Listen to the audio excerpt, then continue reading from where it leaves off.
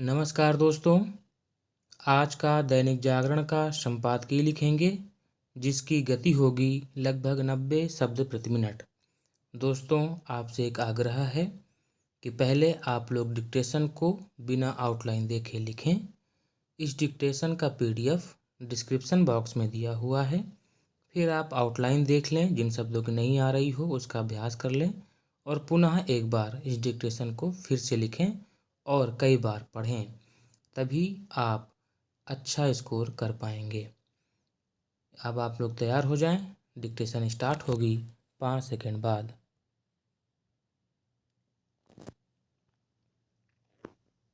Start. जैसा अंदेशा था वैसा ही हुआ। संसद के बजट सत्र के दूसरे चरण की शुरुआत हंगामे से हुई। जिन मुद्दों पर हंगामा हुआ उनमें नई शिक्षा नीति भी है।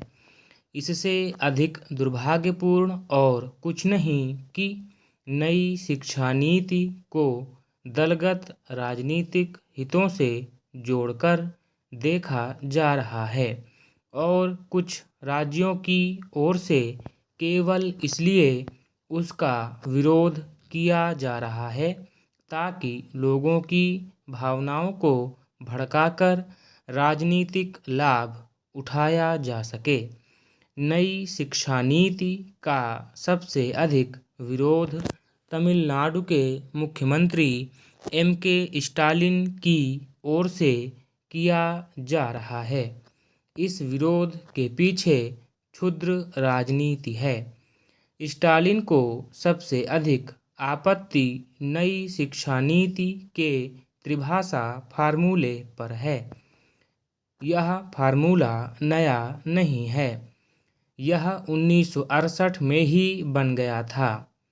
इसमें यह प्राविधान था कि गैर हिंदी भाषी राज्य अपनी स्थानीय भाषा और अंग्रेजी के साथ तीसरी भाषा के रूप में हिंदी पढ़ाएंगे।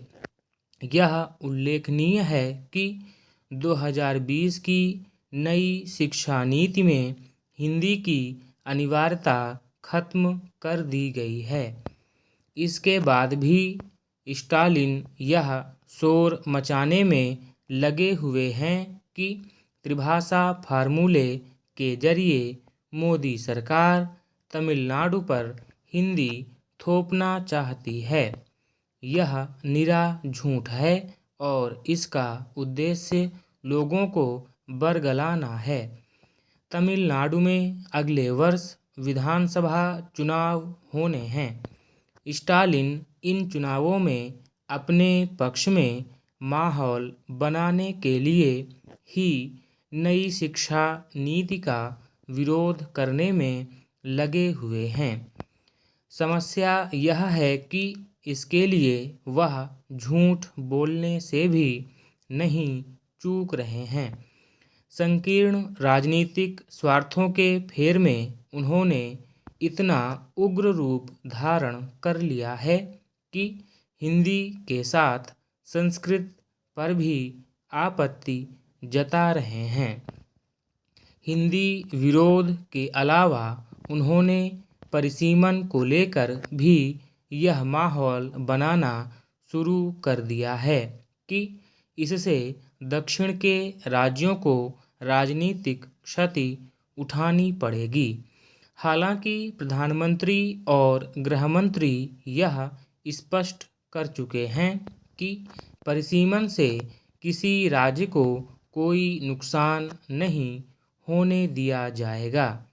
लेकिन स्टालिन ऐसा ही होने का हौवा खड़ा करने में लगे हुए हैं। यह सही है कि लोकसभा सीटों का परिसीमन प्रस्तावित है, लेकिन वह तो तब होगा जब जनगणना होगी।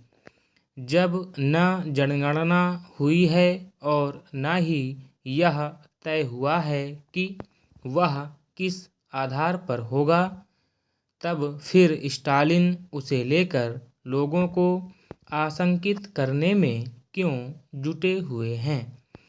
इससे बुरी बात और कोई नहीं कि डीएमके नेता शिक्षा नीति को अपनी सस्ती राजनीति का विषय बनाएं और वह भी झूठ का सहारा लेकर।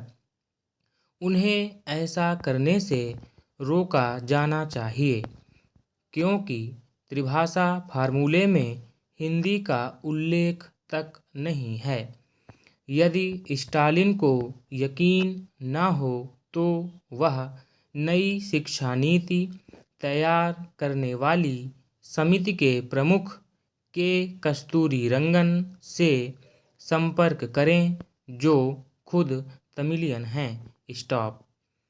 दोस्तों, अगर आप इस डिक्टेशन का पीडीएफ समय से पहले प्राप्त करना चाहते हैं तो आप मेरे व्हाट्सएप ग्रुप और टेलीग्राम ग्रुप से जुड़ सकते हैं, जिसमें शाम को ही आउटलाइन के साथ यह पीडीएफ उपलब्ध करा दी जाती है।